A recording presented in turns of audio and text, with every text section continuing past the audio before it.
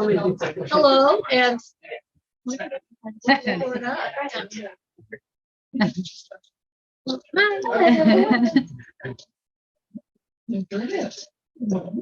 so anytime. Hello, and welcome to the Cannon Beach Library's Northwest Author Speaker Series. This is the third in our speaker series this year so far. Our next speaker will be on Saturday, January 21st, when Liz Prado will be discussing her latest book of essays, Kids in America. Also, all of our Northwest Author Talks are recorded, and the recordings are posted to the library website for future viewing. And our website is www.cannonbeachlibrary.org. I want to take a moment to thank the Surf Sand Resort for providing lodging for our speaker, Ellie Alexander. It was beautiful. Yeah. Yeah. And I want to let you know that we have Ellie Alexander books here at the library to be checked out. I think they're all checked out right now. So you can go across the street to the Cannon Beach Book Company, where they have several of her titles. Or you can go to Beach Books in Seaside, where she did a signing this morning. I did. They're all signed. So. Yeah. And for those of you who may not know, Ellie Alexander is the pen name of Kate Dyer-Seely. And she is written under both names. She's a Pacific Northwest writer, obviously. She grew up in Vancouver, Washington, and now lives in Ashland, Oregon.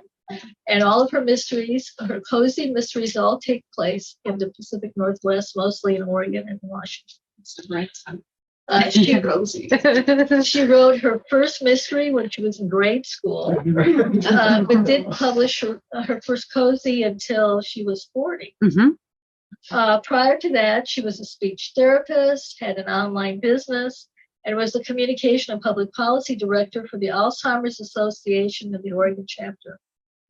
She wrote nonfiction for magazines and also wrote a memoir, Underneath the Ash. Writing as Kate Dyer-Seely, she published her first cozy mystery, Scene of the Climb, and I love puns.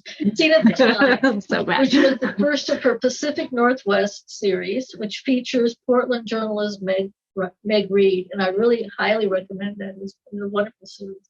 Also writing as Kate Dyer-Seely, she published 2 Rose City mysteries about Portland florist Brittany Johnston. She's now writing under the name Ellie Alexander, where she has 2 really, really excellent, very successful cozy series. One is the Sloane Krause Mysteries, which features Sloane Krause, who's a female craft brewer in Leavenworth, Washington. And her longest running series is the Bake Shop Mysteries, and I think there's, 16 of those now. Yeah. And they feature pastry chef Juliet Capshaw, who works at her family bake shop in Ashland.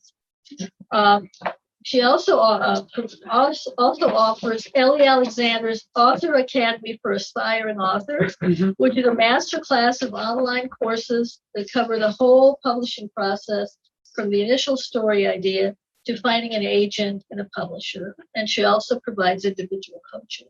So I ask you to join me in welcoming Ellie Alexander. Yay! I'm so thrilled to be here, and after that, I don't think there's really anything else to say. So, thanks for coming. We're good. Yeah. No, that was lovely. Thank you so much. I'm thrilled to be here. It's so great to be back in person, and hello to everyone who's watching online as well. I have to say to the last piece of the introduction that Phyllis just provided is that after writing so many mysteries, my 29th mystery comes out in December of this year. And I'm going to backtrack and we'll go back to the beginning. But during the pandemic, I had a number of writers who asked whether or not I might consider at some point teaching writing. And that had been happening, I would say, for the last few years. And I just hadn't really had the time or headspace to think about like my process and what I've learned and everything. And so the pandemic, like one of the gifts was having more time that we all had, right? And so my husband and I, he is a digital guy. I barely know how to turn on my iPhone. And He did all of the technology piece, and I spent a good 3 or 4 months going through like what I do start from finish to write a book. And, imposter syndrome is always real. And so when I released the course, I thought like, oh gosh, I hope I know what I'm doing. And I also, my philosophy is hopefully to give new writers like a baseline. And then I think in the writing process in general, you find your own path, right? You find what works for you. You take the pieces that do or don't. But nonetheless, I've not been as nervous about anything probably in my writing career than launching this course and coaching process and thinking like, oh gosh, what if I'm setting these writers astray and I've given them really terrible advice? Well, 3 of my writers have signed with agents. One just got her first book deal. A second now has 2 book deals. So I feel like a proud mom because I'm like, and I really do think that I know it's cliche, but for me, reading and writing has just been the foundation of who I am for my entire life. So I feel like, in these times that we're living in, if more people were telling stories and we had those points of connection where we get to escape and live in someone else's worldview for a little while, like it's all the better. So that's my little aside on that. But to backtrack, so I grew up, and this is all going to merge together. So stick with me because at the beginning you're going to be like, why are we talking about this? But I grew up with 2 parents who were prolific readers and prolific bakers, and then had completely different styles for both. So my mom was an elementary school therapist, and she would take me every Friday to my local library, and I would come and take every book in the mystery section off of the shelves, like every mystery. I started with Trixie Belden. This is going way back. Nancy Drew, the Hardy Boys. Like I see all the collections here. The Bobbsey twins. I would devour mysteries over the weekend. My mom read Dorothy Sayers, P.D. James, like all the classics, lots of British mysteries. My dad, on the other hand, was an English teacher, and he specifically taught Shakespeare. So at a very young age, he had me reading and quoting sonnets and soliloquies, which you may or may not imagine I did not perhaps enjoy quite as much as the mystery collections. So, my mom would expose me to all of this kind of fun light fiction. And then my dad had me reading all the classics. And their baking styles were the same. My mom was like your traditional Betty Crocker baker. She would bake something every day. We had dessert every day. She was this tiny little petite woman. And her cakes and pastries and cookies, like they always tasted delicious, but it wasn't aesthetic. It's not the Instagram aesthetic that we see today, right? More like a lopsided chocolate cake, like one sliding off of the top of the other. Whereas my dad would spend an entire Sunday when he had the day off from teaching, baking like an 8-layer apricot mocha buttercream torte. He would make his own apricot sauce. He would hand pipe it, the whole thing. So that's kind of the background of who they were. During these early years of reading, I also tried my hand at penning my very first mystery, which I did have published by my 2nd grade teacher. And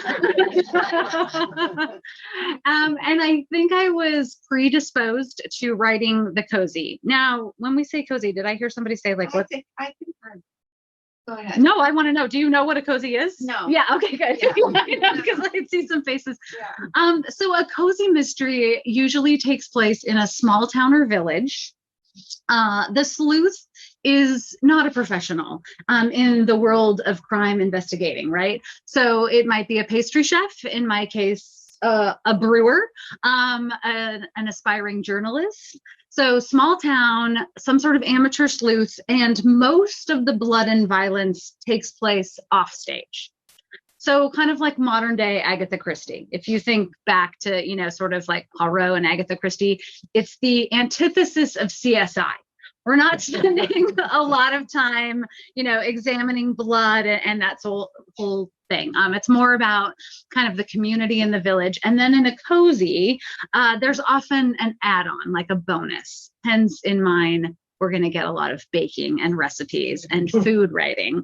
So you have to suspend I was going to say a little, but you have to suspend a lot of belief to imagine that, even in small town Ashland, that the investigative team is going to invite a pastry chef to the crime to help give her feedback on, what might have occurred. But so that's the cozy. So I think I was predisposed to writing that because the first mystery that I wrote in second grade was titled The House on the Haunted Hill.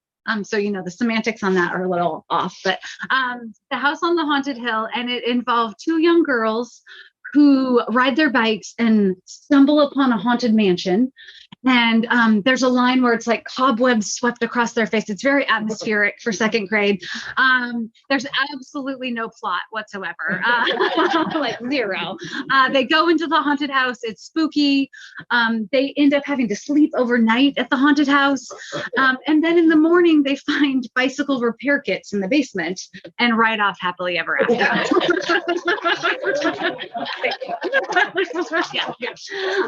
I still have a copy, actually. And I will say my penmanship was much better in second grade than it is now. But that's sort of, I've matured a bit, but that's kind of the theme. If you read my books, they're meant to be this sort of light escape. So all through growing up, I would come to the library.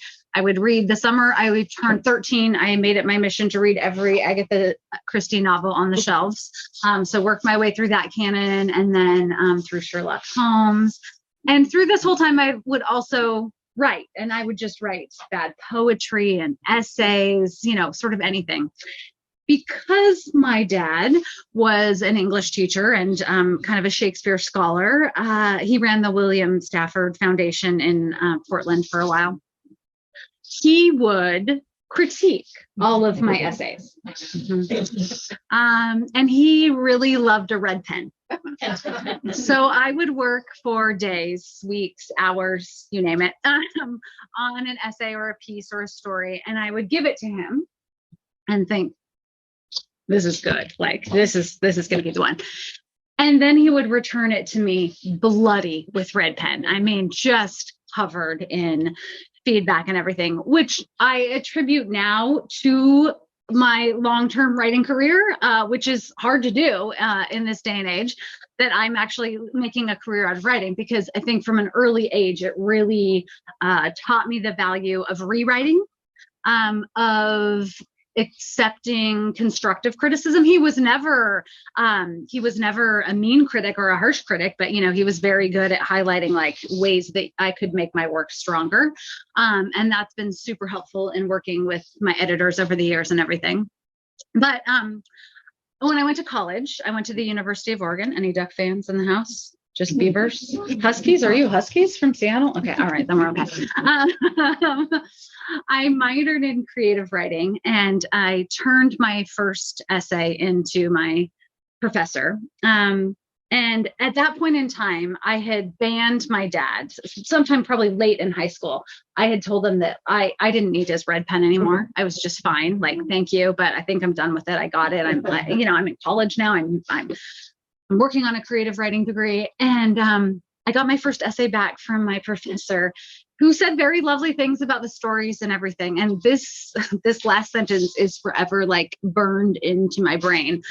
Her last sentence was, "You need to become intimately," 3 times underlined, "intimately acquainted with the comma."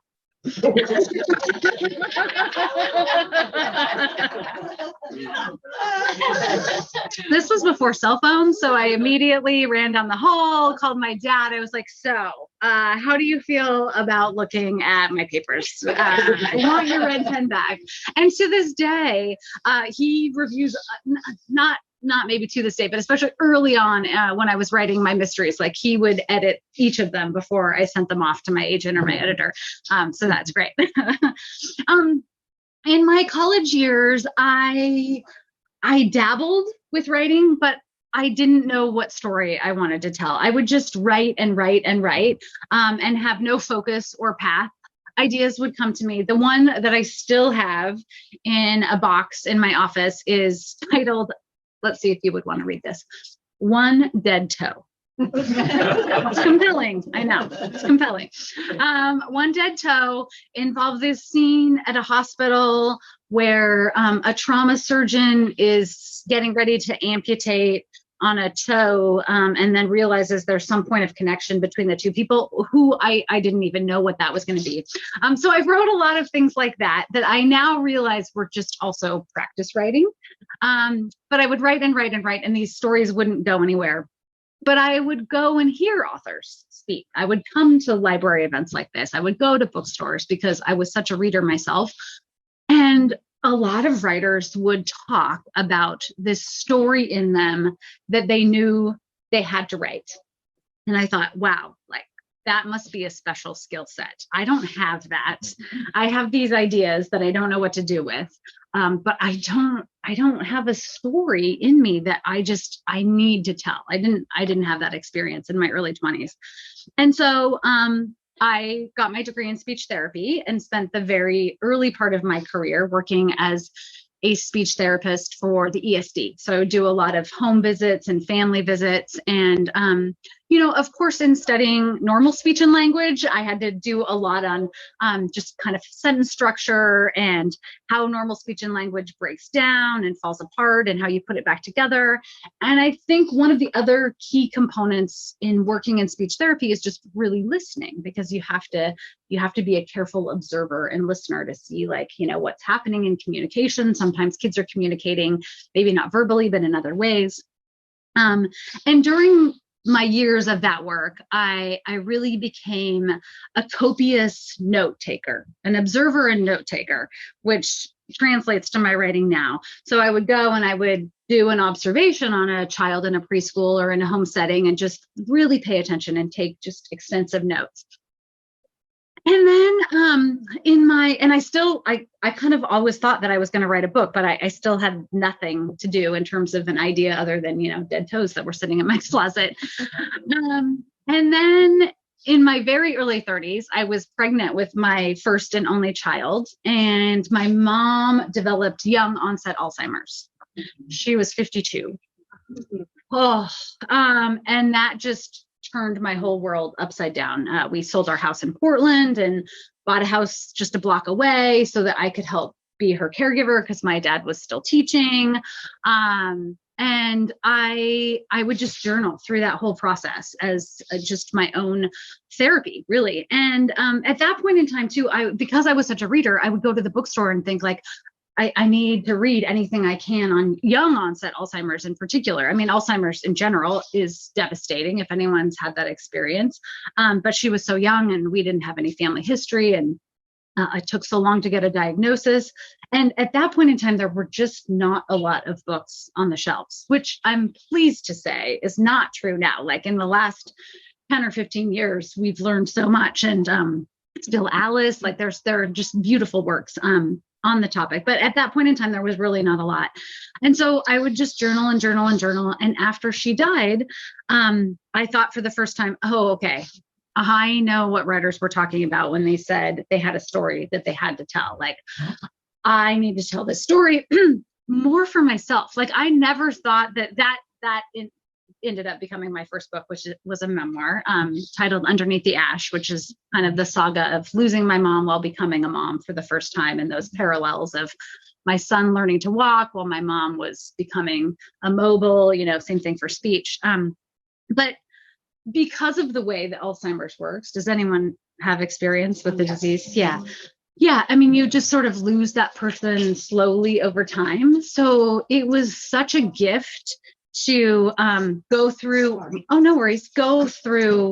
my own journals. I would call all of my aunts and have them kind of record these stories about her that I hadn't heard necessarily before. So it really felt like piecing her together. And it wasn't the story that I wanted to tell, certainly, but it was that idea of like, oh, okay, that I physically needed to get that story almost out of my body and make it become something else. And it was so therapeutic. And I think even though like if I wrote that book now, it would be so different. And it's probably not my best writing because it was my first book that I'd written, but I'm the most proud for sure of that story. And that really like set me on this path. I was working for the Alzheimer's Association. I was running communication and public policy for the state of Oregon. And I kept like in the back of my head, hearing this voice be like, well, okay, you wrote that book. Like, what do you really want to write?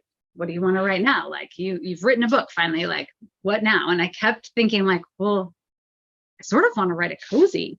That would be fun. Like, what if I wrote a cozy? I love reading them. But there was this other part of me that thought like, I'm doing this very serious work in the world. We're like advocating for research dollars and funding, and I'm working with other families who have had similar experiences to mine. Like, I cannot write something about, this bumbling journalist who's going to fall off a cliff and, whatever. But I was walking one day with a really good friend of mine, and her mom was in the hospital with cancer. And she's like, you know what? When I am at my mom's bedside at the hospital, I just want a light escape. Like, I just need a break. And, sometimes like the right words resonate at the right moment. And I was like, okay, that's sort of like my message. If I write these cozy mysteries, my goal is to bring like a little light and joy to readers in that moment. And I feel like that is what my writing has become. But the other little quick aside that I want to say about this is, fast forward, my first book is published and I'm going out on my first like book and library tour. And at this point in time, my son is maybe, I don't know, 10 or 12, like right at that age, like almost in middle school, but not quite. And he and a couple of his friends are over playing in the backyard, and I'm like packing up my stuff and saying like, I'm going to go out on this book tour. And his friend said like, well, what does that mean? Like, what do you do? And I think, okay, I have a moment here. It's going to be a real win. I am going to impart. Yeah, you feel where this is going. I am going to impart some wisdom on these young minds. And I'm going to share this story and be like, when I go talk to readers, I get to talk about the fact that like, I'm spreading a little bit of light and joy into the world. And like, wouldn't that be a gift if that's what we could all do? And they kind of look at me, and his friend is like, yeah, and murder, right? Like, light murder? No, not so much. So at this point in time, when I am thinking about wanting to write a cozy, and my friend sort of gave me permission, I was out hiking Angel's Rest in the Columbia Gorge, right? And my husband and my son and I were all hiking it that weekend, and this car pulled up next to us in the parking lot at the trailhead. And these four just like burly hiker guys, and they're wearing all their Columbia sportswear, and they're in black and the gear and the whole thing, right? We know the type. We're all Oregonians. And out of the back of the car comes this very young woman dressed, I kid you not, head to toe in pink. Hot pink hiking boots, hot pink shorts, hot pink jacket, pink hat, the whole thing. And I am like, who is she? And how is she with these guys? I tell the story that I was just fascinated. If my husband were here, he would tell you that I just like stalked her up the trail. I needed to know her story so badly. And then we got up to the top. I never found her again. Spoiler alert. We got up to the top of Angel's Rest, but there was a group of people up there, like, posing for selfies and everything. And I thought like, what if somebody just got pushed? No, sorry. This is how your mystery writing brain works. What if somebody just got pushed over the ledge? That would be an interesting way to set up a scenario for a murder mystery, right? Because it could be an accident, and where's the proof? And that was kind of the spark that started my entire first series. Scene of the Climb is the first book in that series. And it follows a very young journalist who loves pink and lattes. And she's just graduated with a journalism degree and wants to write for like the New York Times. But of course, we know newspapers are shrinking. So she claims that she's this adventure enthusiast in order to get a job, but she has not an athletic bone in her body. So she gets sent out to, all these extreme places. And I started writing that book basically the minute I got home from that hike. And I had never written a mystery before. I just finished this one memoir and mystery. My fellow writer over here, like completely different genres. Like I didn't know what I was doing. So I took every course and class, and I did private coaching with some mystery writers, and learned everything I could. But I got up to the point in the story where like the police would arrive, like what would happen, because you're out in the middle of the Columbia River Gorge and everything. I didn't know. And I tried to Google it. I couldn't find anything. So let's remember, I've not written a mystery before. I don't have a book contract. I haven't finished this book. I don't have an agent, nothing. And I decide, well, the thing I should probably do is I should just call the Hood River County Sheriff's Office.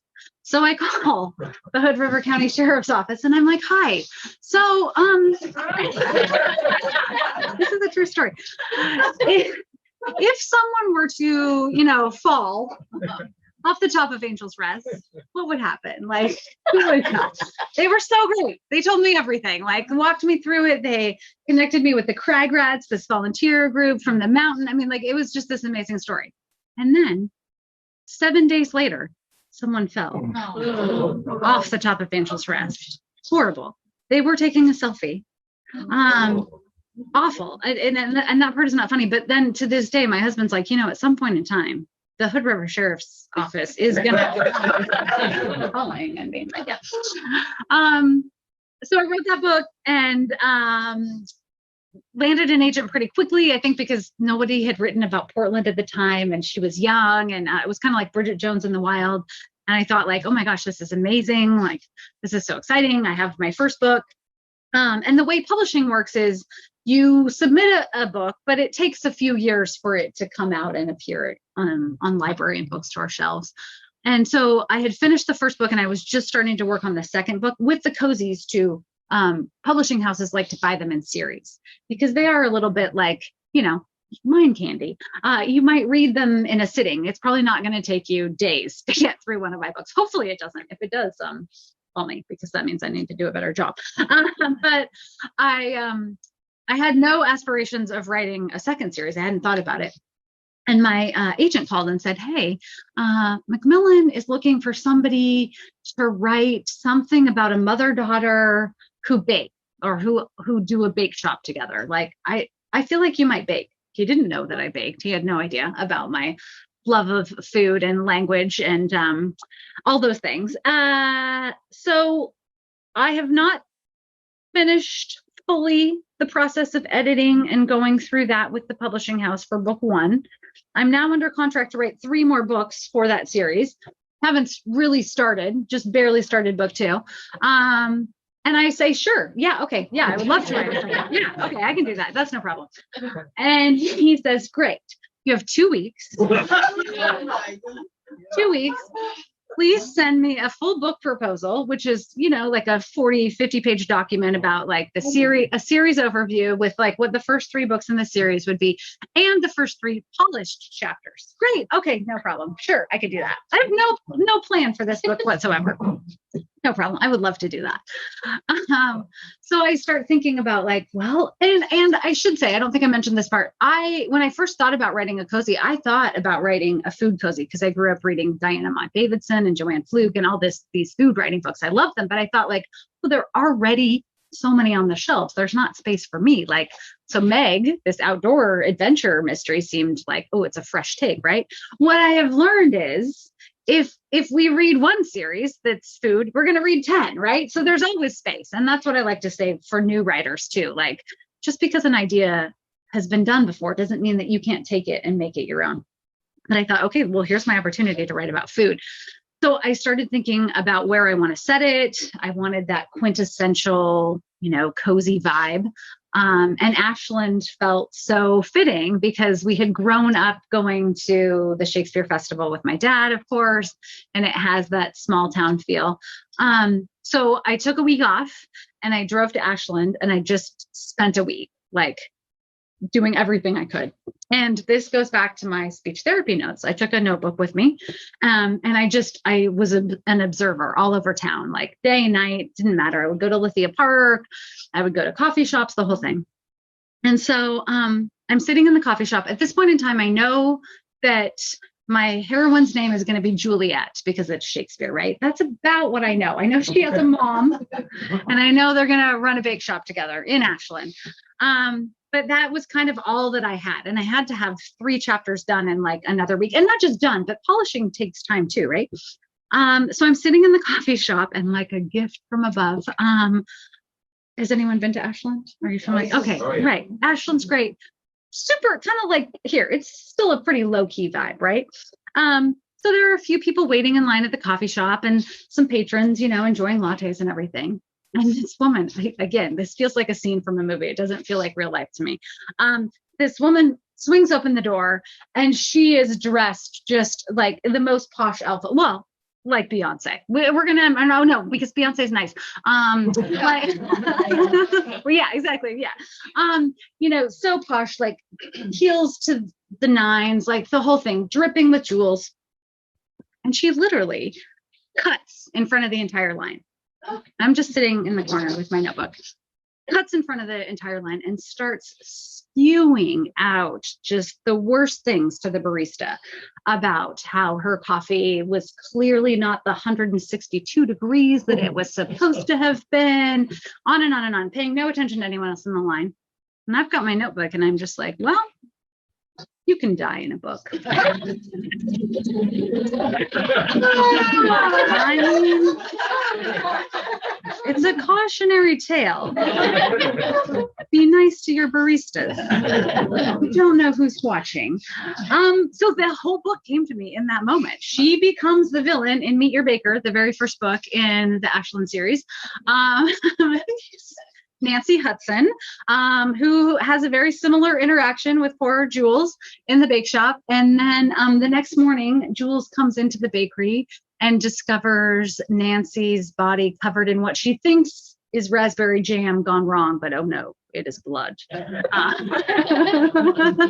So I went back home after that week, wrote the whole thing. We sold it 2 days later, and now I'm working on book 18 of that series as we speak. So it's been quite a journey. It's that series in particular is a bit of a love language, because Jules' mom Helen is my mom is the inspiration for Helen. So everyone who comes into Tort, the family bake shop, they get a lovely, beautiful pastry, but they also get a little dose of Helen's wisdom and therapy. So that's been a lovely gift. And then the detective in town, the professor, is also loosely based on my father. So he might be on a crime scene, but he's going to give you a few Shakespeare quotes while he's, doing his investigating. And then that series has a lot of food in it. And so the very first recipe in Meet Your Baker is for my mom's Danish, her raspberry breakfast Danish, which she would make on Saturdays when I was growing up. And my brother and I would be in the basement, and I would swear that it took her 12 hours to bake this Danish. We would be watching our morning cartoons and smell it upstairs. And then when I got the recipe as an adult, it's like 20 minutes. So fast. And then the second recipe in that book is for a mocha almond buttercream apricot tort, which is my dad's recipe. Yeah. So it has really felt like, getting to put them all on the page. And then now at this stage of my career, like anyone I meet, like you're all probably going to be in the book. And I will say it's interesting because one of the things that I think continues to have readers coming back to the mystery, even though they are light and cozy and those things, and this angle or this particular subset of the genre, I should say, is they are also cerebral in that you have the same opportunity as the sleuth to piece together the puzzle. If we have done our job correctly as writers, every clue is embedded. There should be some red herrings that send us on a trail that's going to be a dead end. But you have the same opportunity. So I think that's so interesting. And I think that's one of the reasons that they resonate. And then I have found over the years that there's something about kind of getting in touch with our shadow side.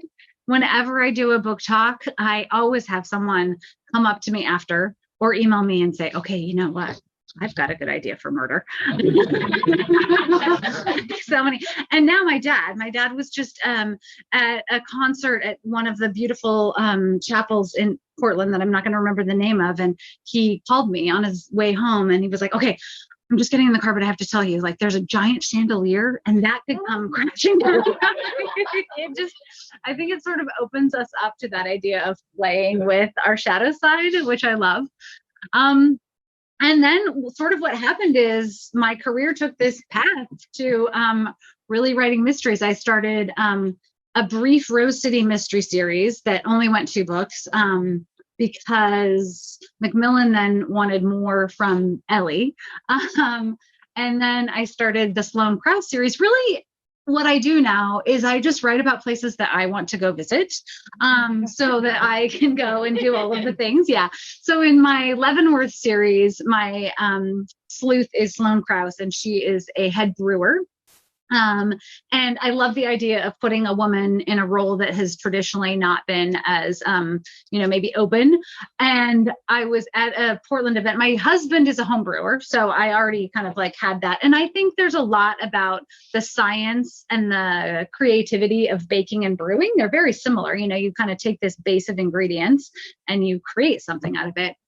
But I had gone to this talk in Portland about the Pink Boots Society, which started here. And it's this whole group of women who are trying to raise each other up in the craft world. So, maybe you're working in marketing, maybe you're a brewer yourself.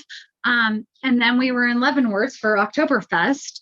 And that's just sort of like sparked this idea of like, oh, well, what if there was a brewer who also, had a penchant for murder? She's got the hops and the murder on the side. I wrote the second book in that series, which is titled The Pint of No Return. I know. I mean, the thing about this series like this is what you're getting into, right? If you pick up a book that is titled Donut Disturb, you probably know that you're not reading War and Peace, right? But I was up in Leavenworth a second time for Oktoberfest because I knew I was going to set the second book there again. And again, I just kind of had my trusty notebook and I'm paying attention to people on the streets. And I noticed that Leavenworth is very small. Have you all been to Leavenworth too? Okay, yeah, you all know. Okay, so like 2,000 residents year round, small. Well, how many residents does Skinny Beach have, actually? Smaller, not even that. Yeah, I know. You're like, that's huge. Yeah, what am I saying? Yeah, that's giant. That's a big city. And then this influx, kind of like summers here, right? This influx of tourism. So it's that love-hate relationship. If you are somebody who lives in town locally, you want that revenue to come in, and you're also like, okay, I want to walk down the sidewalk. Well, I happened to be sitting at Front Street Park with my notebook, and I overheard a conversation with a couple of locals about like being frustrated about kind of the frat vibe, because for Oktoberfest weekend, you have all the sororities and fraternities and bachelorette parties who come in. And I thought, what if the mayor banned alcohol? Like, what if a mayor got elected in Leavenworth and made the town dry because they were just tired of, all of the partying and everything? I read that book in 2016, something like that. I got an email last summer this was just like a figment of my imagination. I thought, like, well, this is great because it gives me a lot of suspects. As a writer, I'm just like, that's great because every single person in town who owns a business is going to be like, no, that we cannot have Leavenworth be dry. I got an email last summer from a reader who lives in Leavenworth. They elected a mayor, and guess what? There is no more Oktoberfest. It was canceled. I remember, yeah, I read. I didn't know that's why. I know. So, I mean, I'm not saying that. I don't know. It could be a coincidence. I know. And so now Leavenworth, I'm not welcome. They're sorry. Like, they've been so supportive, but now it's done. Yeah, they did. They moved it to Wenatchee. Yeah. Yeah. They moved it to a town that's not too far. Yeah. But I know. it's still like, who wants to go to Leavenworth? You have to go over there. And it also seems worse from a safety perspective, if you're listening. Mr. Mayor, Miss Mayor, I don't even know. I didn't follow it because I was just, my imagination. It also seems bad though, because you have people driving windy mountain roads from Leavenworth to Wenatchee, which is like a 20-30 minute drive. Yeah. Mm-hmm. Yeah, I know. Yeah. So wherever I said the next book, just beware. Maybe it's Cannon Beach. I feel like there could be some ideas here. Don't There's make some. us dry though. Okay. promise. The other thing that it's taken some time getting used to is responding to my pen name. So my real name is Kate. When I know, right? It's part of the mystery.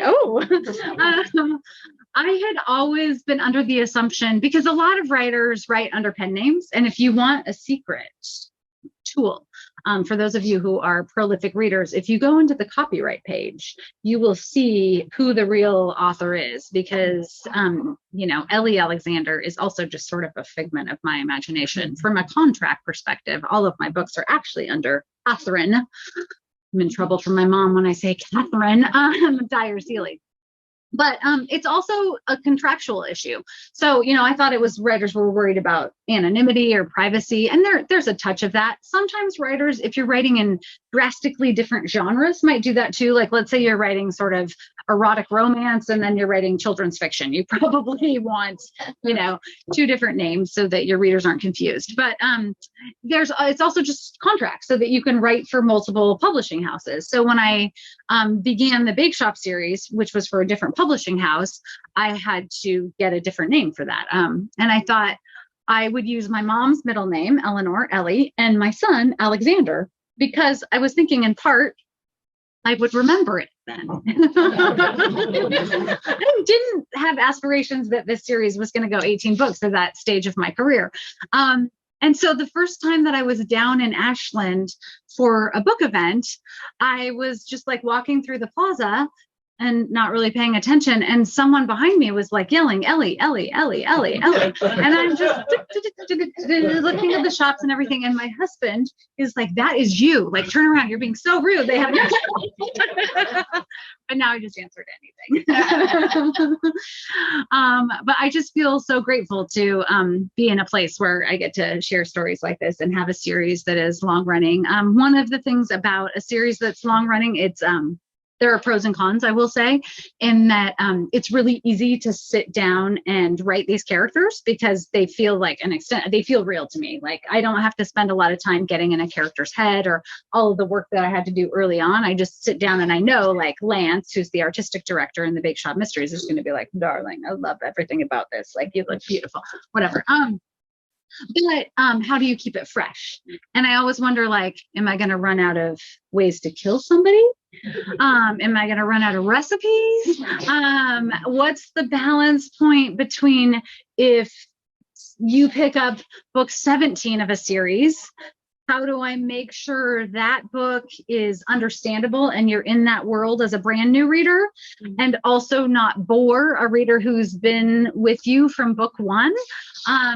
So it's interesting because I don't think I anticipated that, it would just be easy at this stage of the game. But it's new challenges, which is different. And then this last year during the pandemic, I wrote my first standalone novel, which was something totally new. I've never had this experience before, but early on in the pandemic, was anyone having pandemic dreams, like really vivid dreams? I was having such vivid dreams. I'm a really structured writer. So when I'm working on a book, like, I'm all in. And when I'm done for the day, I kind of forget it. I've never really dreamt about my characters. I sort of embody that world when I'm actually writing and, like, in my office space. But I woke up from this very vivid dream 2 or 3 months into the pandemic, and it felt like a book getting downloaded almost. And I woke up and I sketched the whole thing out in like 2 hours. And that book is called Lost Coast Literary. And it features an editor, Emily, who is following her dream of being a New York editor. She wants to be a book editor. She's always loved books. But she gets a text from her uncle as she's on her way to her job in New York publishing, that her grandmother has died and left her this estate on the Lost Coast of California. So, like, redwoods, like that creepy, beautiful area down there. And she's been estranged for the family. She's had no contact with them since her mother died. She has to go out to the Lost Coast to close out the estate. And when she gets there, she realizes that her grandmother was also an editor. Not only that, in order to inherit the estate, her grandmother has left her this special collection of manuscripts that she has to edit. They're called Forsaken manuscripts. And she realizes that everything she changes on the page then starts to happen in real life. Ooh, I know. And it's sort of it's a love letter to books. It's kind of exploring. It's very bookish, I would say. And it was great to break out of the mystery genre because I've written so many. I felt like I needed to challenge myself. So one of the things that I'm doing over the course of the next couple of years is writing some other standalones and some different things like that to keep myself fresh and keep finding that creative spark as I continue to do the mysteries. So, which name will you use? That's the question, isn't it? No, it's always Ellie. My goal is with the Meg Reed series, those books went out of print. So my agent is working on trying to get my rights back for those. What I want to do is re-release them as Ellie. So like all my books can just be Ellie. And I will answer to Ellie now if you say hi, Ellie. And I want to I want to do the covers over. Somebody asked at the beginning about covers. I'll talk about that in a second. My vision for those covers would be like, our Oregon travel postcards, like a national park. I wanted them to look like that. But as a new author, you don't get a lot of say in cover art or design. It's all directed by the publishing house. But what I would like to do is re-release them with those covers and then continue that series where Meg has grown up and matured a little bit, and maybe she's gone and seen the world for 5 or 10 years and she's ready for her next adventure, which it really has to be the beach because she's done Angel's Rest. She's been up on Mount Hood. She did windsurfing in the gorge. She went caving in Bend. She did a mud run. It's time for him to some coast. And there's a lot of danger out here. Let's be real. Do you all have questions?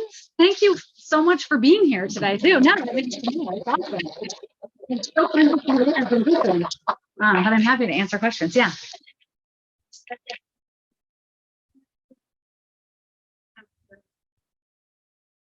Yeah. I was curious that same.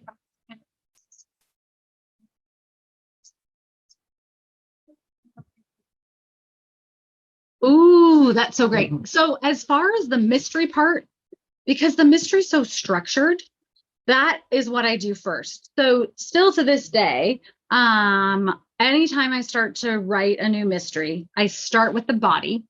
So I start with, somebody being pushed off the cliff. For book 18, you want a little sneak peek of book 18? Jules is going to be up on Mount Ashland for an event called Downhill Dummy. Has anyone ever been to Downhill Dummy? They take these dummies and, like the library could have an entry and it's like a big inflatable or like scarecrow style person on skis with like a giant stack of books, and you just hurl it down the ski hill. And, they try to catch air and then they explode and everything. So somebody's going to die on that. So I always start with the body. And then I work my way backwards. So I have like 5 to 6 suspects.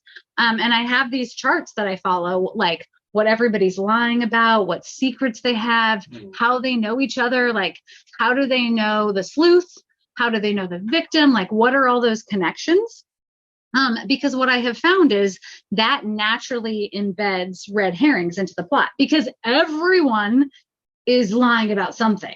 It might just be like, we see, what's your name? Charlene has just raced out of the library, right? And she is looking so suspicious as one of our lovely librarians collapses in the front. So, immediately, I know, did that just happen? Okay. Immediately, all eyes are on Charlene, and she probably dropped something. But what we learn after the fact, and she's telling us, like, no, I didn't leave the library. I had a phone call. Well, your phone is still sitting on the chair. Why is that, Charlene? Why is it? When in reality, and she was just going to pet the dog that she has a secret crush on, who's looking for, it's something not nefarious, right? But if everybody has something that they're lying about, there's suspicion everywhere. So I do all of that first, and then I write an outline in 3 acts and who I want the reader to think it is, Charlene, for Act 1. who it's going to be for Act 2, Phyllis. I'm looking at you. You seem shady for Act 3. And then, like I work my way there. And so I write that knowing who the killer is. I will say that there have been, I would say maybe a quarter of the books, I will go back after I write a first draft and go, ooh, you know what? No, it's not that. This reason is better, or like something will come to me. But I have a very structured idea of the suspense to start. I write the full draft, I let it sit, I walk away, and then I come back and like the first round of editing is just making it not be awful. Adding in movement and layers and things like that, figuring out like, okay, is that really the killer? Or as I'm reading through, was there some other nugget that I didn't even really realize? Oh yeah. Okay. And then the second, third, fourth, fifth edit is all about like layering place and smells and food. With the food, I'll bake everything. And that is just all like top of mind as I'm writing. Sometimes I might have one particular family recipe that like is seasonal. But a lot of times it's just like, and Jules wanted an orange cardamom lemon scone, or whatever. And then I'll go back through after I've written the first draft and go, can I actually bake that? Like, oh, okay, I better go try, And a lot of what she's baking is much more involved than my skills. So that's always last. Same for beer, any of the food writing, the outdoors for Meg. Yeah. Did that answer your question? That was a long way around. Yeah. So I'm a mystery bookaholic, but one thing drives me crazy is when I'm reading a mystery book and the protagonist near the end gets a clue that he doesn't tell the reader about. And so it's solved. But then, there's this obvious piece that you weren't told about. That really pissed. Do you do that? I would. Every single book. Oh, I just had this whole moment. No, that's cheating. That is cheating. It's terrible. Does it happen a lot, really? Oh, yeah. Okay, we got to talk about what you're reading off camera. No, I mean, I think that's the thing that I was saying in terms of them being cerebral, and this is true. It's not true in a thriller. So in a thriller, we know who the killer is usually from the start, and it's all about the police or the detectives trying to track them down, right? So that's where it's flipped. But in any other traditional mystery, whether it's Cozy or Sherlock Holmes, we should have the same opportunity. And it is totally cheating to have like some, or to introduce a suspect like 200 pages in, it was just this kind of aside. So I feel like the sweet spot is the least amount I've ever had is 4, but I think 5 to 6 is perfect. And everyone should have some motive, and be introduced. So yeah, that's cheating. And those writers, we could write a book and kill them perhaps. Flip the switch. Yeah,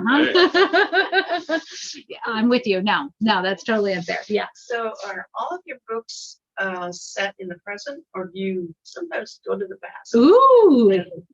Yeah, that's a great question. They are all set in the present, with the exception of book 11. The book is called Nothing But Trouble. I know. I'm sorry. They're so bad.